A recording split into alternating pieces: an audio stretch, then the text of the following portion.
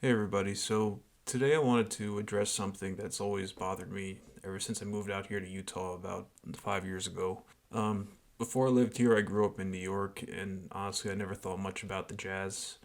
Similar to the Knicks, the Jazz's winning days were behind them for the past 15 years or so. The Jazz did have Deron Williams and Boozer to make it to the West Finals in '08, but were taken out by Kobe and the Lakers during that year. And the Knicks have, well, been the Knicks.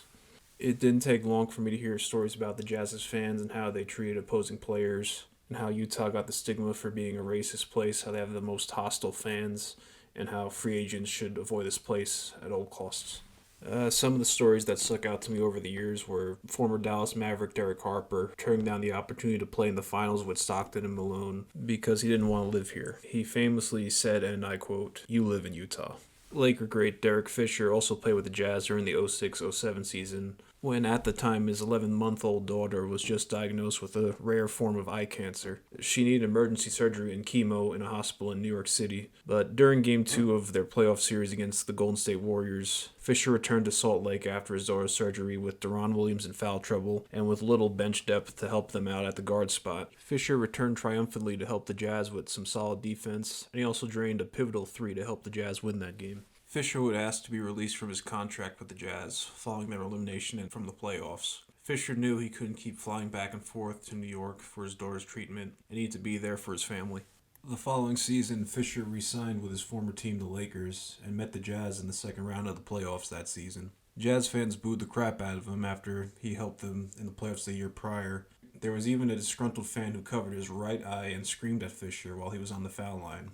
You had not too long ago Russell Westbrook alleging a fan was screaming racial slurs at him while he was sitting on the bench. Westbrook was also repeatedly called boy by a fan, which caused him to call over security. I'll leave a link in the description here if you're interested in that video. And just a few weeks ago, Paul Millsap's younger brother Elijah Millsap accused then GM of the Jazz Dennis Lindsay of making bigoted comments about him during an exit interview with Coach Quinn Snyder back in 2015. And to be fair to Quinn Snyder, he was quoted as saying, "I've never heard anything remotely close to that from Dennis," and that he knows him and his character. And I also think that if something like that were to ever been said, I'm sensitive to those issues and I would remember it. All of these stories, of course, are very troublesome and add to a far too long history of Jazz fans stepping out of line and in some instances being racial. Even with the Jazz playing their best basketball since the Stockton and Malone days, this issue still seems to persist throughout the organization. Myself personally, I believe Utah is a great place to be. There are great outdoor spots. You can drive to Vegas for the weekend if you want to, or visit a national park not too far away. The people are very friendly, and I haven't had any issues when it comes to the LDS religion or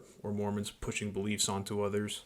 But at the same time, as a white man, I cannot ever understand what it must be like when you're the minority in a state like Utah. Even outside the NBA, there are other examples of embarrassing stories that get national attention. Stories like this pop up where a private Montessori school in northern Utah gave parents the option to opt out of Black History Month, which of course caused major backlash at that decision.